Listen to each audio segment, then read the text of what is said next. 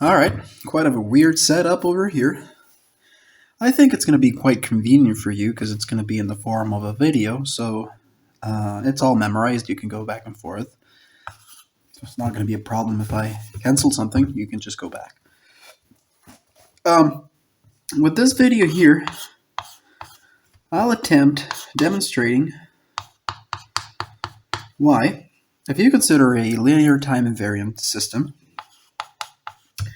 with an input signal x of t and the corresponding output y of t, why in the world y of t equals the convolution between the input signal x of t and the impulse response h of t. And by the way, this impulse response actually characterizes the system, sort of identifies the system. And by embarking in this journey here, hopefully I will make sense out of this operation here, convolution, and out of this entity here, the impulse response of the signal. Of the system. My professors just gave me a definition for this convolution here, which you will see it's an integral, and you can memorize the integral, you can try to make sense out of it and learn how to use it, but for sure you're not going to understand what a convolution is if you start with an integral. So we're diving a little bit deeper, and hopefully we'll make sense out of these things here. Okay, so first of all, I have to talk a little bit about the linear time invariance property of systems. And actually the t and I part are not really important now. I'm just going to focus on this L here, so linear. And the first property of a linear time invariant system that I'm going to present to you is the principle of superposition. So take a linear time invariant system, stimulate it with x of t, and look at the output y of t. Now what I'm saying is, okay, so you have an input cause here, and just as it happens, in life, you can sort of pick something and view that as a composition of more things. So more things, a multitude of things being summed up together and forming that single thing. So all I'm saying is this cause here, x of t, let's view this as a sum of subcauses. x1 of t, x2 of t, and so on, xn of t. Now, in reality, maybe these could be an infinite number, infinite quantity, but it's okay. So in here you have x of t, right here, as an output of this sum here, but we don't care about that right now. So have this in mind, and now let's do something. So let's stimulate the same system with just the single subcauses. So x1 of t, I'm just going to call that sys for system, x2 of t, LTI sys, so on, xn of t, LTI system. Okay, so in here, I'm not going to have the overall effect because that would be y of t, but that is the effect of the cause x of t. But now I have x1, x2, xn. So I'm going to call these outputs y1 of t, y2 of t, so on, yn of t. Okay, the principle of superposition tells you this. The overall effect, or the overall output, y of t, equals the sum of the single effects of the single causes, so of the single subcauses.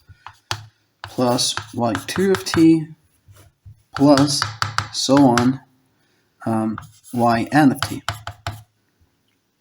So again, what I'm saying is your x of t, your cos, can be viewed as a sum of multiple signals here, multiple causes. Then y of t, it's a sum again of the single effects yi of t, and simply enough, if xi of t, so a general subcause with index I entering the system, exits as yi of t, and this holds true. So this is the superposition. And another, so this is very important, another property of linear systems, linear time invariant, but again, the L is more important here, is this. So again, consider your linear time invariant system, a cause or a signal x of t, an output y of t. And by the way, this system here, you can think this system here applies a function to the input. So f of x of t. What I'm saying is you could view this output y of t as a function being applied to the input signal. So that's the action of the system. If your x of t equals lambda, and this is just a number, it's a scale factor, times eta of t, then another property for linear time invariant systems is the following. So this would be a function applied to lambda times eta of t. The property is this.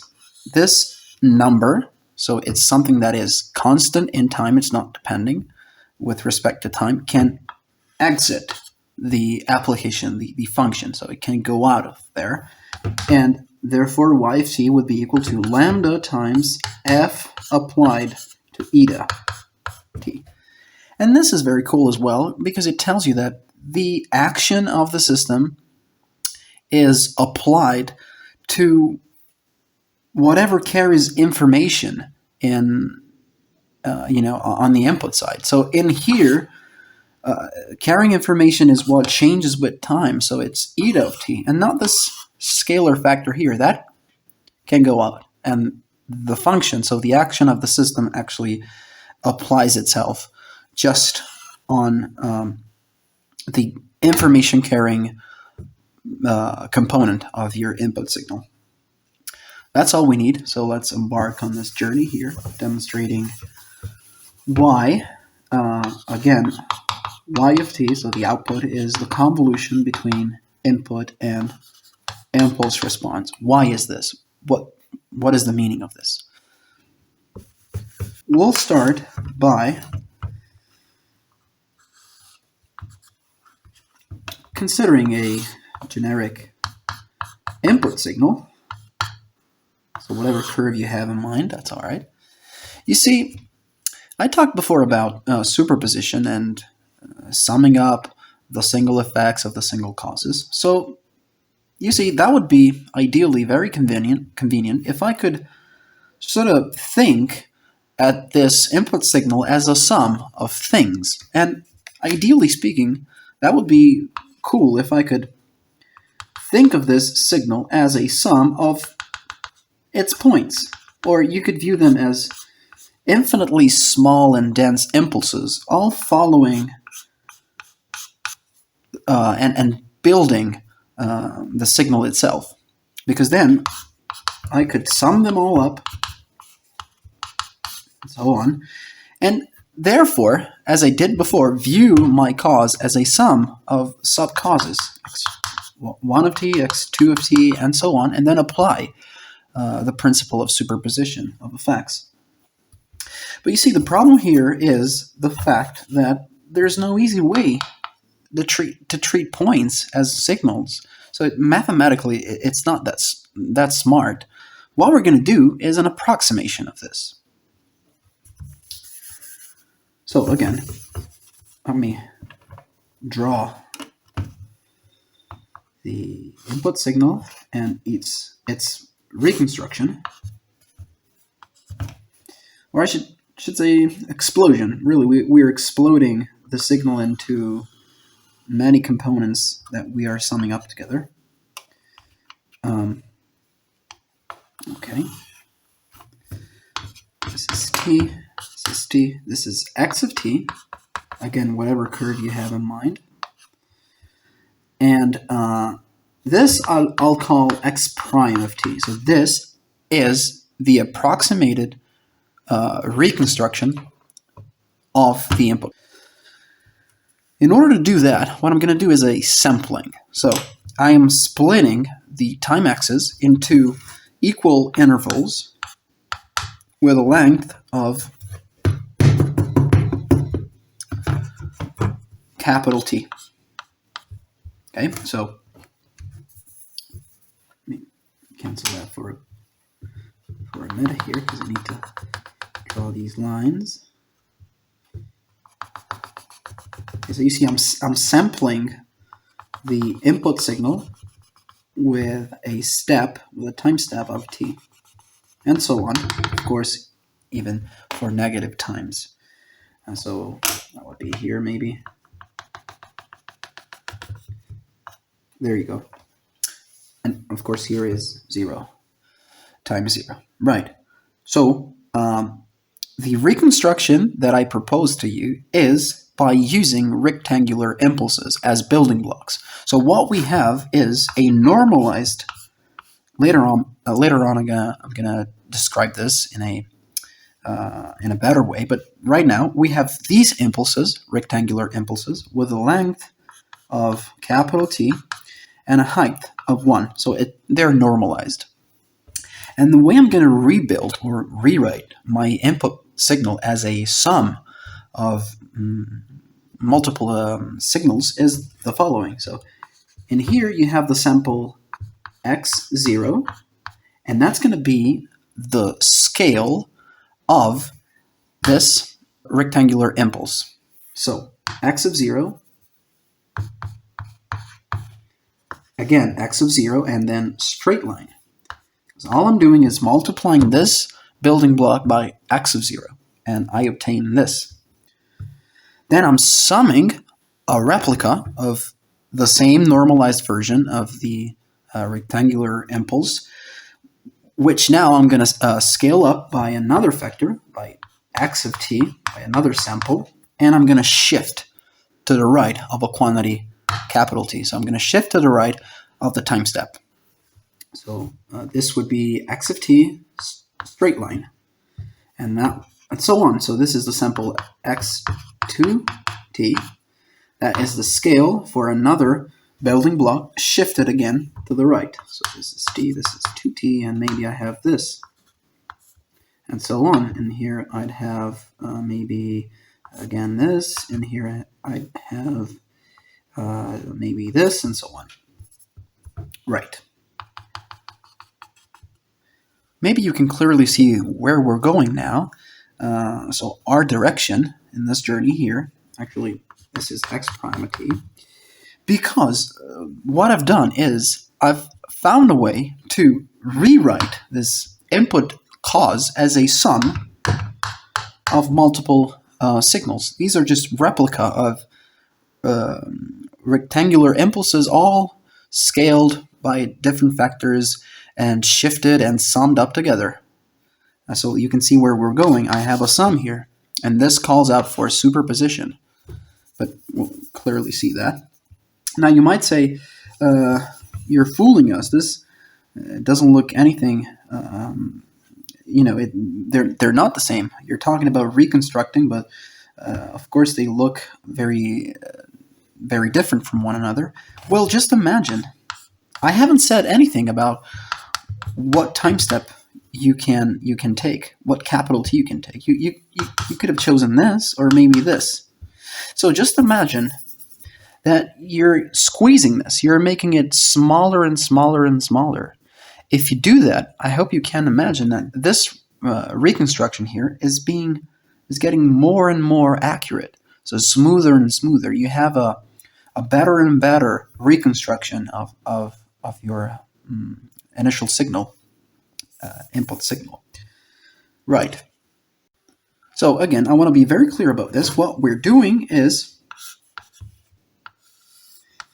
rectangular impulse with height x of 0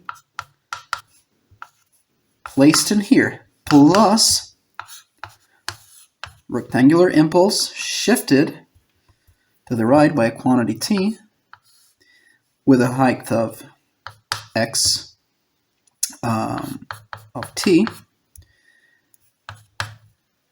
plus so on. So now I would make a little bit of confusion if I call this x1 of t, x2 of t, because too many x's, but you remember these are the subcauses that I'm summing together of before. Now what I'm going to do is I'm going to flip the board and cancel whatever was before. And I hope you can agree with me that a possible way of writing this reconstructed signal in a mathematical way is the following. So this is the sum with index I ranging from minus infinity to plus infinity of x I capital T times R, which stands for rectangular impulse, T minus I capital T. Of course, I'll define what R of T is, but you can clearly see this is the scale factor, and that is the samples with index I of the initial signal, and this is the rectangular building block impulse that we had shifted for each I, consecutive I, by a quantity, by the step T, capital T. And in order to see that this is true, let's just view some of them, some of these products here. So many products going to minus infinity, then I see x of 0, because I is 0, times, and if I is 0, this is RT, then I equals 1, and I have x of step times R of T minus capital T, and so on. So plus dot dot dot. Okay, you can clearly see that this describes the previous situation. Because take a look at this.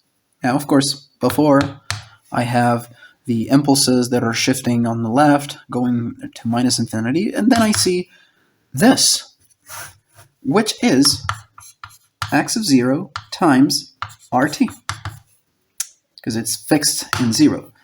And then I sum this guy here, which is x of t times RT minus step, because it's shifted to the right, and so on.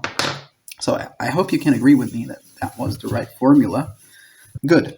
So let's actually define this R here, this rectangular impulse. I'm just going to say that RT is a normalized version of this rectangular impulse. So it's 1 when t is within this range, and 0 elsewhere. Great, so let me draw it here. RT, simply enough, is a normalized rectangular impulse that has a width of capital T and a height of 1. Okay, so now we are going to apply the principle of superposition of effects, because we know that the system is linear time invariant. Okay, I have rewritten this. Let's apply x prime of t to our system, LTI. What we'll get is y prime of t. I'm not going to get y of t, because that would be the response to x of t, but now we have a reconstructed version, x prime of t, so we have as an output what I call y prime of t. And remember, this system here is applying a function to the input signal, and we're just going to do that. So y prime of t equals function applied to x prime of t, or function applied to the sum ranging from minus infinity to plus infinity xi step times rectangular impulse shifted. Good. Now I will apply the principle of superposition. The first property I presented to you of the linear time invariant system. And I'm not going to do that in the same way, but I just want you to remember that what was sum on the input side gets transformed in a sum on the output side by the system if it's linear time independent. It's not really like this, but that's a simple way of.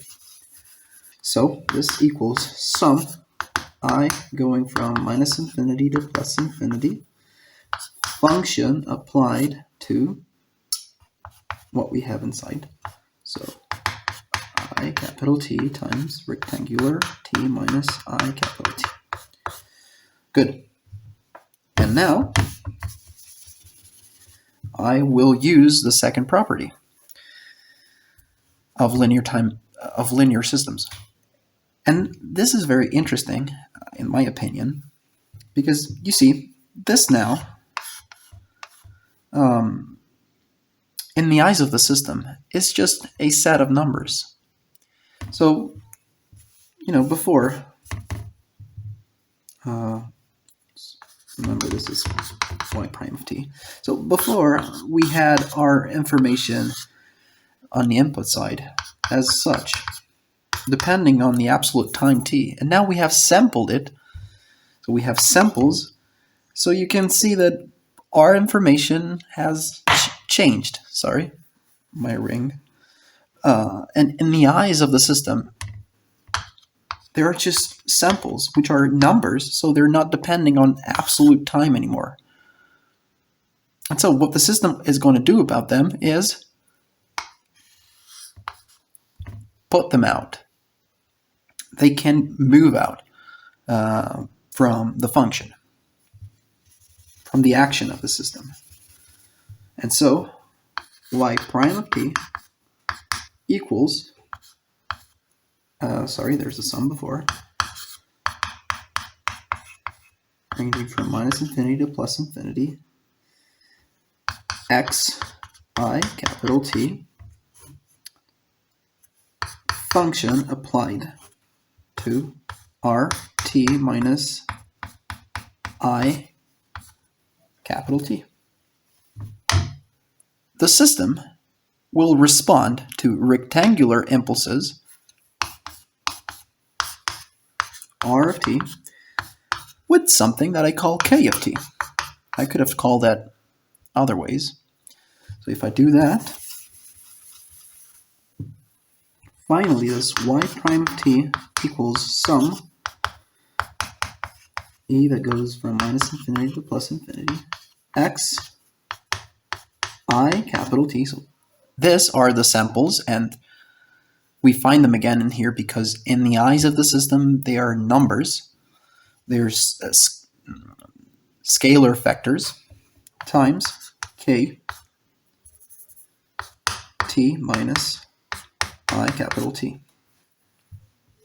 So this is the reconstructed version of the output, while this was the reconstructed version of the input.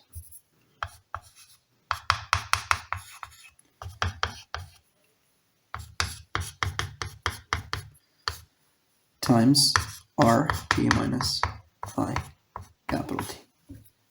Great. Now, I want to share with you this was my notes and what I've written in here. Sorry, it's not the right section. In here, we can observe that a form of convolution convolution, yes, is already here, is already appearing in this form. And of course, in both forms, because they look very similar.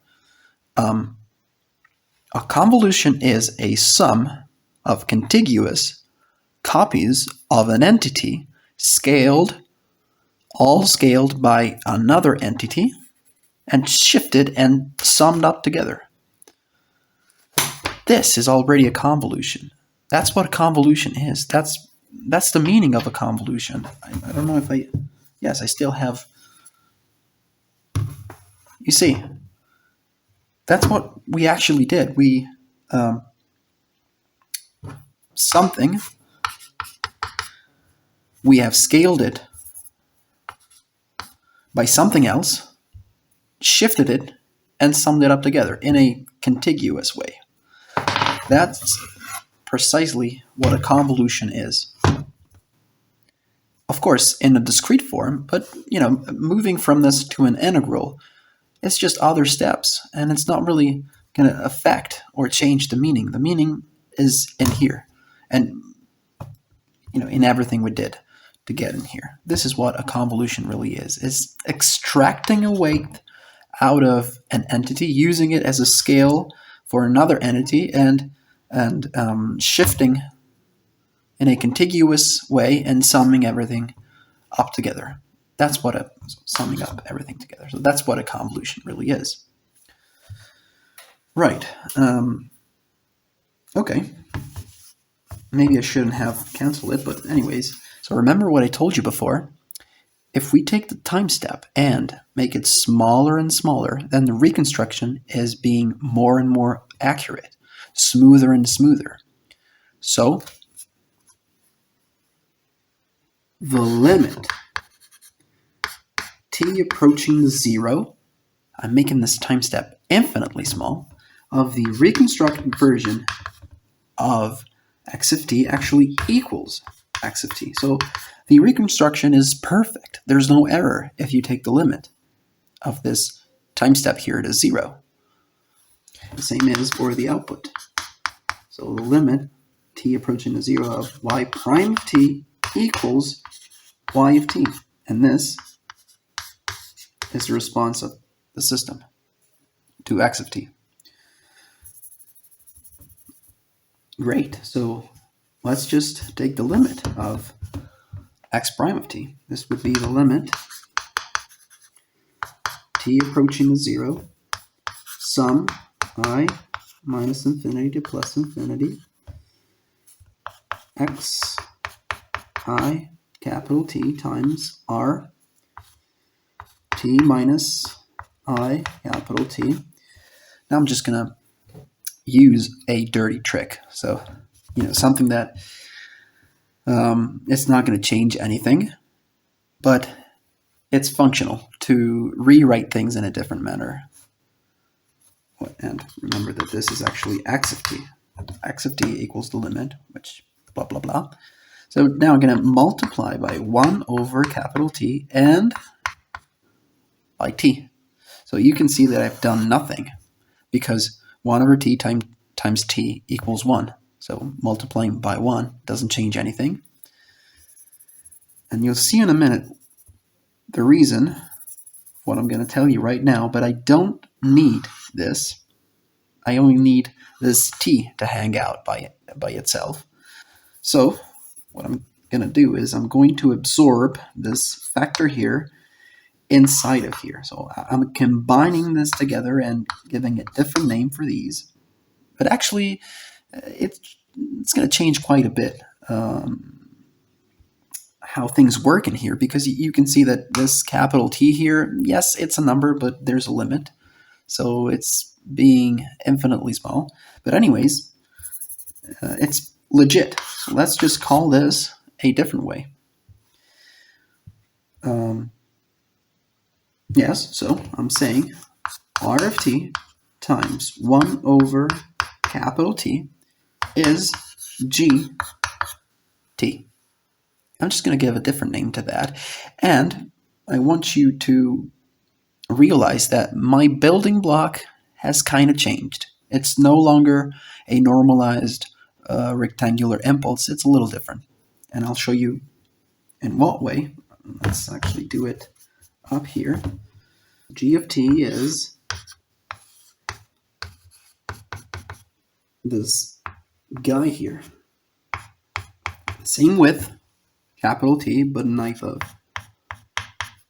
1 over t, and not 1 anymore. This is the absolute time. Great. So now what I can do is substitute this with g t minus it. And I'm going to do just that. So again, x of t equals limit capital T, so time step approaching the 0 of reconstructed version x prime of t, and that equals, I'm going to cancel this, but again, I'm just calling this a different way.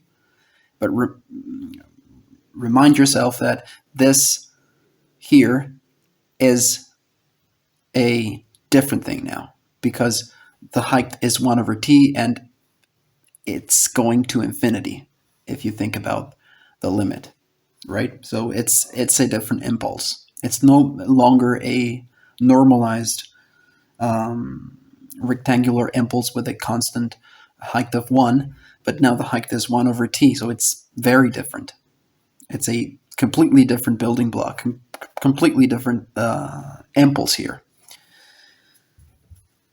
So, but yeah, this then is the limit t approaching the 0, sum I ranging from minus infinity to plus infinity, x I capital T times g t minus I capital T times capital T. You remember there was a capital T over there.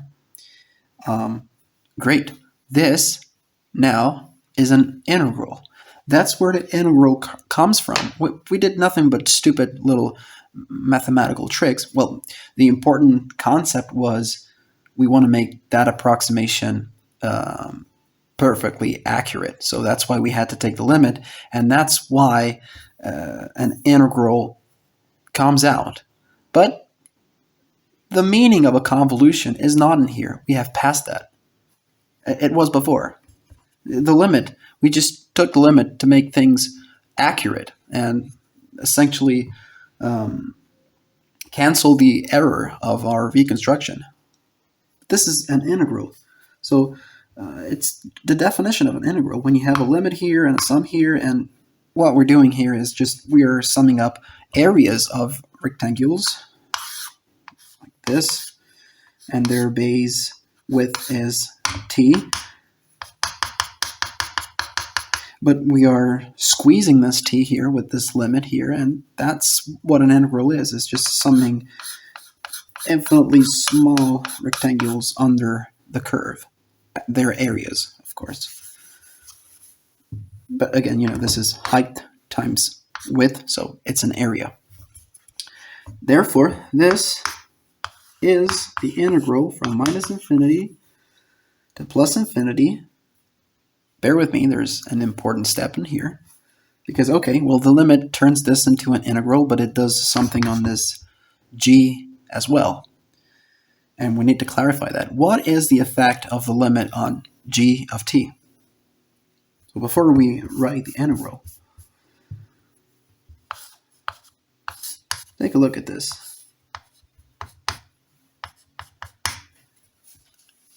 As I'm making t smaller and smaller, what actually happens is the base gets compressed, but at the same time, 1 over t grows. So the height is bigger and bigger. So, and so on. You can clearly see that when t approaches 0, the height approaches infinity and the width approaches 0. But the property of this, I wouldn't call it function. Maybe that's a distribution. At least that's the way they've called it in my courses. It holds a property even when you apply the limit, which is the fact that its area is constant and it's equal to 1 because the height is always 1 over t, no matter what t is, and the width is always capital T, no matter what t is. So, I can squeeze this, I can make it smaller and smaller and smaller, but still this product is 1. So the area of this rectangle here is always 1. Remember that before we had the rectangular impulse, and that's not true for this, because this one had normalized height of 1 and a width of t. If I'm taking the limit of this for t that approaches 0, then its area goes to 0 because it's just compressing itself, but its height is not changing.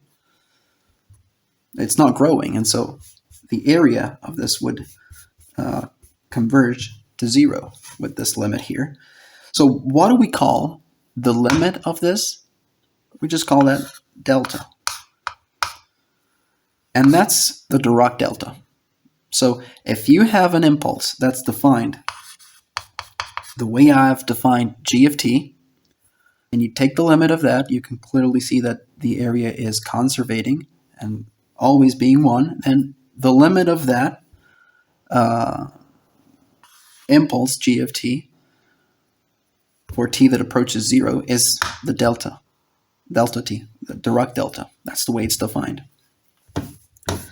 So the effect of this limit is turning this into an integral, turning I capital T into the absolute time, because this is being smaller and smaller, so it's more dense, infinitely dense, until it is the absolute time. And so this is, but I have to call it in a different way because I have already a t in here, so maybe it's a tau. Times, well, the limit is transforming this g into delta. T minus, again, I capital T is tau. This one here is becoming a little bit of time, d tau, because it's approaching to 0. Sweet. Yes, so I can write this as an integral. Okay, that's again a convolution, but it is a convolution because it was already a convolution. I just took the limit of this for capital T approaching to 0, and we obtain, well, the form is the same. You can see that there's something multiplied by something else, which is shifted and all added together, so kind of resembles. And therefore, you would write this as convolution between x of t and delta t. Right? We have that x of t is the convolution between x of t itself and Dirac delta. Okay, let's now see what happens on the output side so that we can finally conclude this journey here. You remember y prime of t equals sum I ranging from minus infinity to plus infinity, and I've demonstrated to you that this is still x I capital T times k, I've called it, t minus I capital T. Okay, so again, just remember this. I'm going to cancel that out. Again, y of t equals the limit t approaching the 0 of y prime of t. See, even this reconstruction here is accurate, infinitely accurate, perfect, if the time step is squeezed until it's infinitely small. So I can just take the limit of this. Allow me to do so. And same dirty trick. I'm going to multiply by 1 over capital T and T again. I've done nothing. Here comes a very important part, which will clarify what that h of t was, so the impulse response of the system. So you remember that as I'm feeding the system with the normalized rectangular impulse, r of t, the output, I've just called it k of t. Let's just now investigate and feed the system with r of t times 1 over capital T. Of course, this is no longer k of t, and I'm calling it h prime of t. So I can say that h prime of t is the function of the system applied to the input, which is r of t times 1 over t, capital T. But you see, this is just a number. This is just a scalar vector, which happens to, or at least it has the possibility, if you want, of exiting the function. And so this is equal to 1 over t multiplied by function of rt. But function of rt, we call it k. So the rectangular impulse applied to the system as an input will stimulate the system and be transformed into k of t. Okay, but take a look at this. That's the exact thing, just shifted in time. So that's why I can call that h prime of t. This a little more. This is h prime of t minus I capital T, of course. Okay, so, but be careful, because RT times 1 over capital T being fed to the system, and we said this is h prime of t. This is g of t.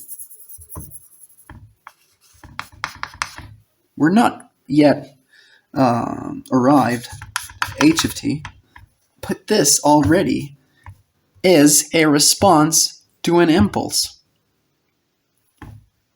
Impulse response. It's not the final one. You'll see we'll get there by applying this limit here. But this h prime of t is the response of the system to a given g of t. This g of t still has the problem that there's this capital T and we don't know what to do with that. What is it? I don't know. So let's just apply the limit. So again, this becomes h prime of t minus I capital T times capital T. Again, this is an integral. So the limit applied to this form here is an integral.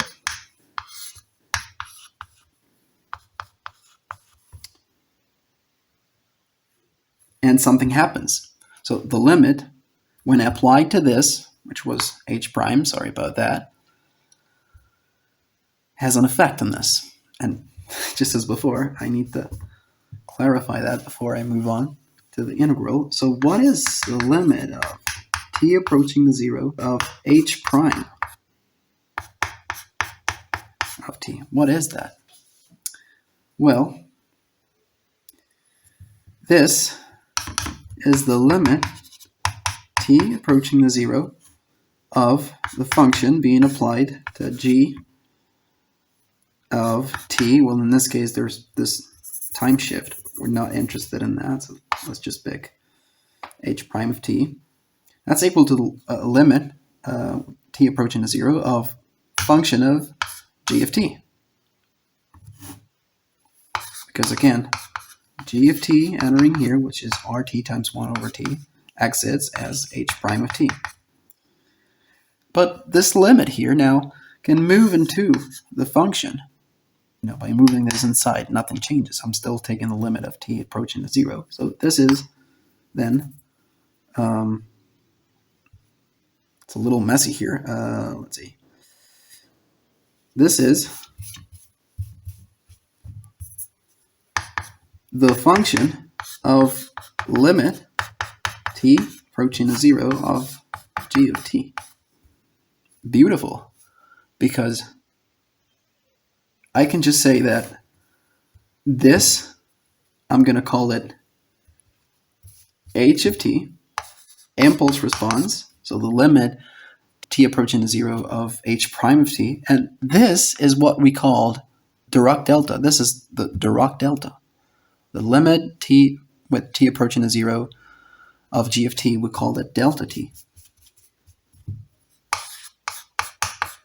That's what the impulse response is the response, is the effect if you feed your system, hypothetically, because this is not a physical signal that you can provide,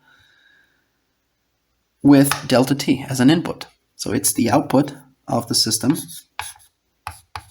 when delta t is presented as input. Perfect. So now we know what happens with this limit here. We know that the limit applied to h prime of t, sorry about that, becomes h, the impulse response of the system. This becomes an integral. It becomes tau, just as before. This becomes ht minus tau, and this becomes d tau. And that's it. So there's y of t being equal to this integral here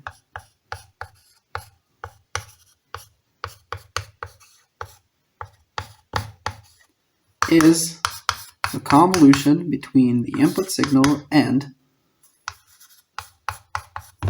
the impulse response of the system. And again, that is weights extracted of something, applied to another something, which is then scaled and shifted, and everything summed up together to give you the convolution. Now I have a follow-up for this. Maybe I'll do another video because I want to launch this question. Suppose you have this input signal here, and you know it. You have a table for it. You have it memorized in some way. You have the system. So you feed this system with x of t. I will ask you, can you make a provision of y of t with an experiment? And you could say, yeah, well, just, I could take the convolution between x of t and h of t. So, well, you know everything about x of t. X of t is yours. You know everything about it. But what about h of t? How do you practically find that with an experiment? Well, we know that h of t is the output of delta t. But what about delta t? Well, physically, you can't put a Dirac delta, as an input to a system because this is not a signal. This is not a physical signal. You can't feed your system with something that looks like this. It goes to infinity and it's infinitely compressed in time. So what do you do? What do you practically do to have an estimation of y of t for your signal?